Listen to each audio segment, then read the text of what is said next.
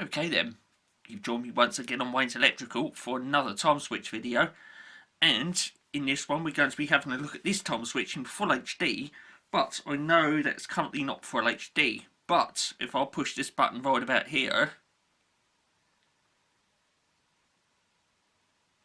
coming perfectly into focus like that then in full HD, 1920 by 1080p of course, it's that time switch. And we're going to be looking at this one, and because it's a little different from the usual S355 time switch. Okay, if I put them next to each other, you can quite clearly see that this one's a bit taller. Okay, so we're going to be looking at this one. Let's move this one out of the way. I might like to point out this is actually a quartz unit, but the Q450 and the S250 are the same height. What we're looking at is this one here, why it's taller and how it differs. So, what we got then, it's quite weighty as well. It's got, you know, well, this one, it's got a backup mechanism in it. Now, the one I've just taken away, that also had a backup mechanism in it, but that came much, much later. Okay. This one's purely mechanical, and it's got a synchro motor in it. Okay. And being purely mechanical and having a synchro motor, that basically means it's got to have extra workings in it and goodness knows what else, hence it being a bit taller. Let me get this cover off. Let's see if the cover does come off. Right, there we go. The cover comes off then. Okay, you can see the height of that cover. That is not your usual height of cover either. It's sort of, if I get the other one, that kind of height. You can clearly see there the difference. Okay, so this one then, it is a model number. It's on here somewhere. Looks as if the video description was video title wasn't a bit of a giveaway. Says it right there. And being full HD on this one, we should be able to zoom right in on that. No worries at all, because this camera is very good for zoom. And there it is, bang on. This one is the S355.2.11E. Okay, there's the characteristics down there. 20 amps, 200 to 250 volts, and 50 Hz alternation frequency. Keeping in mind that the 50 Hz alternation frequency is particularly important on this unit because it has a synchro motor in it. Okay, there's a clock face on the front then. Let me zoom that back a bit. There we go, a 24-hour time switch. And the front of this one's all nice and shiny. You can see my fingers coming in there. Okay. Now, what makes this one different then from the usual S250 time switches, apart from that funky model number, is the fact that it has an extra layer of workings in it. You can see this extra layer right here. Okay, with your standard S250s, they will fit inside this base. Okay, I can pull this mechanism out of this base, and I will do that in a moment. And you could slot straight into it standard S250. Okay, but this one, it's got an extra layer of workings in it because it has a backup mechanism. Now, for anyone who's got a time switch that looks similar to this, you will know that when there's a power cut, it stops ticking. With this one, though, it keeps on going. Okay, and if you've got one of these, you definitely know you've got one because it ticks continuously. And when I say ticks, I'm not talking like once every second, like where it goes tick, tick, tick, tick. No, this one goes click, click, click, click, click, click, click. It's sort of that traditional alarm clock sort of ticking where it ticks really fast. Okay, now let me flick this over. You can see the extra workings in there. That right there, if I zoom in on that. Wrong way. Go again. That right there, coming right in there. We can get right in on that. This here, that's a spring drum. Okay, that is what keeps it ticking in the event of a power cut. And, well, you'll probably think, why not bury that underneath there then? Well, as like any time switch, it's like this. What is down inside there is all the cogs and the usual workings that you would associate with a standard S250. Okay, that little white plastic cog in there, that is what toggles the time switch on and off. And behind the specification plate, it's just, I suppose, about there. Okay, there is an escapement in there, which is what makes it tick. It's right about there. Okay, and if I carry on turning this around, somewhere on there, there it is. Okay, let's see if I can use manual focus to my advantage on this. Just bear with me a moment.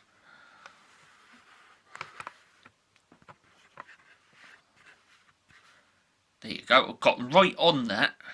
You can see that screw right there. That screw is for rewinding the spring reserve should it ever need it.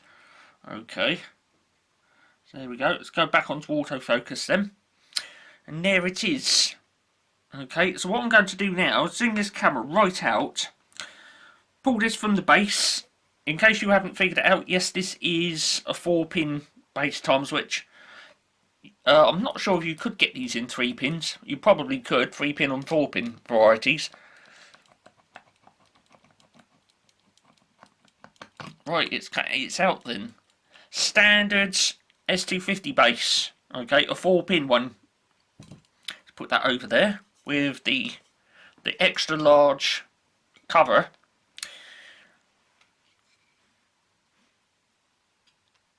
Just down there, where my finger is, right about there, is the 20 amp contact.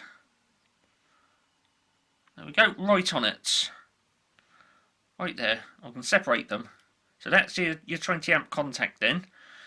It's got somewhere around here the usual, there it is, got my finger on it. That is the tog for pressing, you press that into manual override. If I press that now, you'll notice that the contact will open. Like that. And press it again, it will close. So that's on, that's off. On and off. Okay, so it's all in there. And like I say, between this end plate where my finger is and this central plate, that there is all the workings associated with the synchro motor. Okay, you can see the plastic gears in there. There's the synchro motor right there. You can see it says it on there, Sangamo Weston Limited, 200 to 250 volts, and the important bit, of course, 50 hertz, because it's a synchro motor. And there it is, the synchro motor on the back there.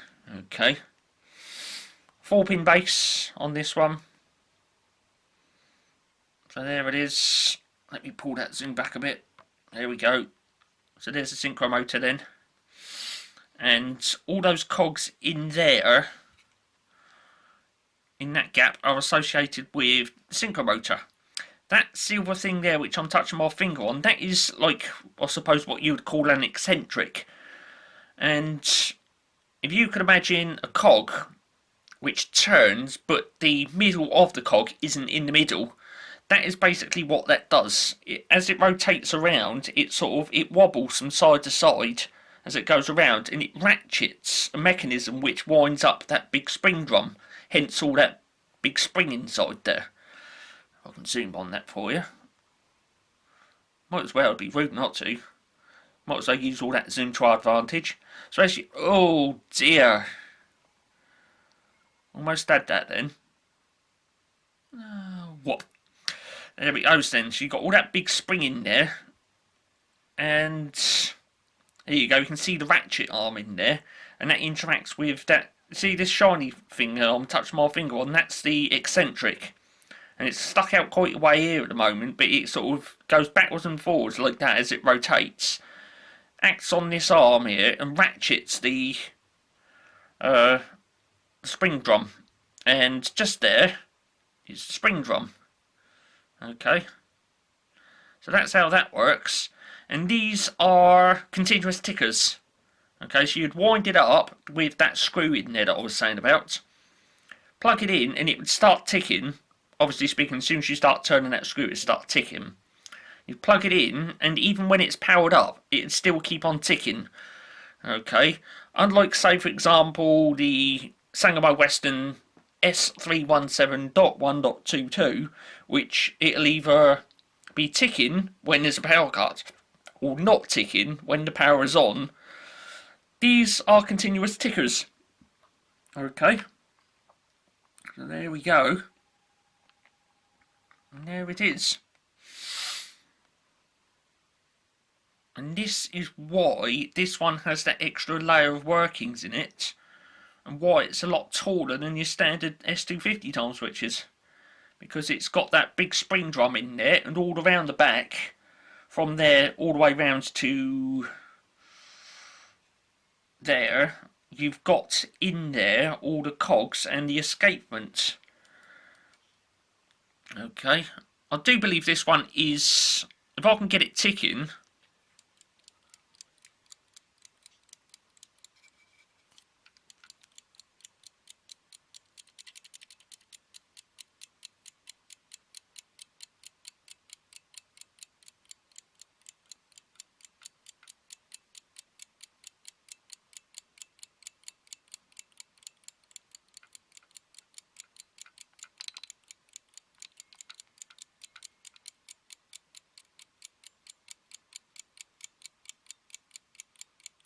right, hopefully you heard that. I've got a feeling that's a little bit gunked up and it needs a service, because I've wound that up prior to starting the camera up and I just can't get the flipping thing going. Okay, so I've got a feeling it's a little bit gunked up and it might need either a bit of lubrication in there, or the lubrication that's in there has gone all hard and crusty and it needs all to be cleaned out and redone, but I don't know how. Well, probably not going to take that apart. Yeah, I'm probably not going to take that apart. I should just get a little brush in there and clean it out that way. Put some thin aerosol based lubricant on, you know the one. It's got the number 40 in it, you know the one. Get it on a brush, get it in there and clean all the lubricant out, because as we can see on that spring drum, it's looking a little bit dirty in there, looking a little bit tatty. The control on the back of this camera is so wild at times. Yeah, you can see it's a bit dirty and tatty in there. So there we go. And there it is. So, that is why these ones are a little bit bigger and a little bit taller than your average S250. And what we were looking at in this one then was the Sangamo Weston S355.2.11E. Bit different from the usual ones. Now these, you cannot get them anymore. Okay, Sangamo no longer make them. Okay, so if you see one up for grabs, do get it if you really want one of these continuous ticking, completely mechanical, no electronic time switches that have got a backup mechanism in them. They don't make them anymore. So if one comes up for grabs, get it. Okay, does this one have... Yes, it does. You've got the star wheel in there. Omit function. Again, I should be able to tell you if that emits on operations or off operations. Yes, it omits on operations. And the way you can tell that, you see that on tog just there?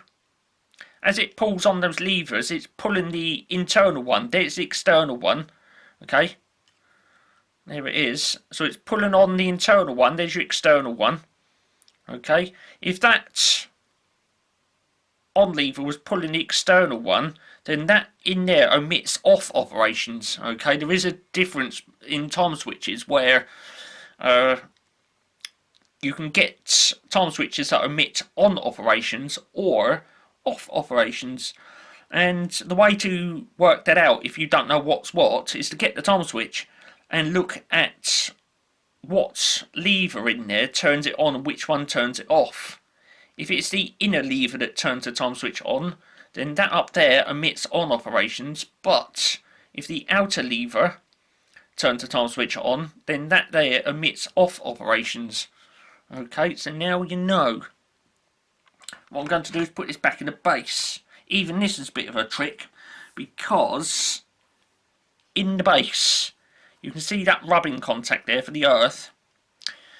When you put that in, you've got to make sure that this end plate here doesn't sit on top of that, because if it does, when you push it in, it sort of, it's like that, and you press that and it bows it out like that sort of thing. See that in there? As you press down on the time switch, it presses on top of that and it bows it out like that. And when you take the time switch back out, that in there sticks right out, and you've completely messed it up. And there's no way you can straighten that back out again, because if you try straightening it back out, the top of that is sort of, it's not up to the case. It's about where my finger is. And of course, when you put the time switch back in again, that presses it and crumples it all up, and you've made a complete mess of it.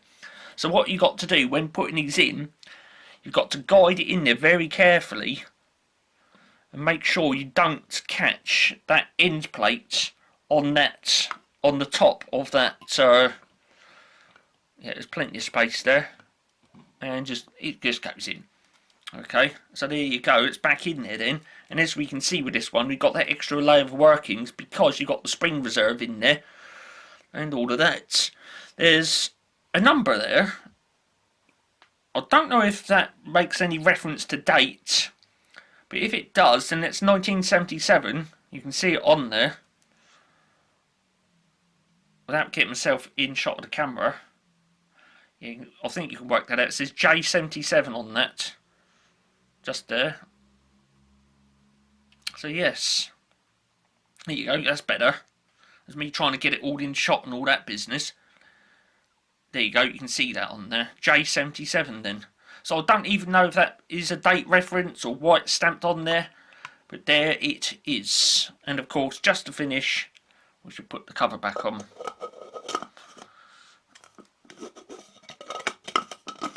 There it is then. And I've forgotten the model of that already. Was it S355? At least with this one we can actually look at the specification plate because it's actually above the base. What was it again? S355.2.11E. That is what we were looking at in this video then. And there it is. If you enjoyed this one, big old thumbs up for that. Okay. That one, as like most other time switches, you will find it in the time switches playlist. Oh yes, you will. And I don't know if it will be before this video or after this video, but I did have a bit of, I don't know what was going on, but I had a bit of a technical problem with the camera. Right at the beginning of this video, I'd done that thing where it was out of focus, and I pushed the button and it like came into focus. But when setting this up for this video, the camera wouldn't behave. I was pushing the button and it wasn't going in, and it was like very slowly, you know, it just wasn't behaving. So there was an outtake video of me trying to set up for this one, and I'm just going to sling it on the channel anyway, and it'll be before this or after it, or somewhere around about there. So you'll keep a watch out for that, as if it isn't on the ready. If it is, then, well, you know the absolute pig's ear that was. I don't know why the camera refused to behave, but that's just one of those things. So, you've been watching another Wayne's Electrical production then, full HD, 1920 by 1080p.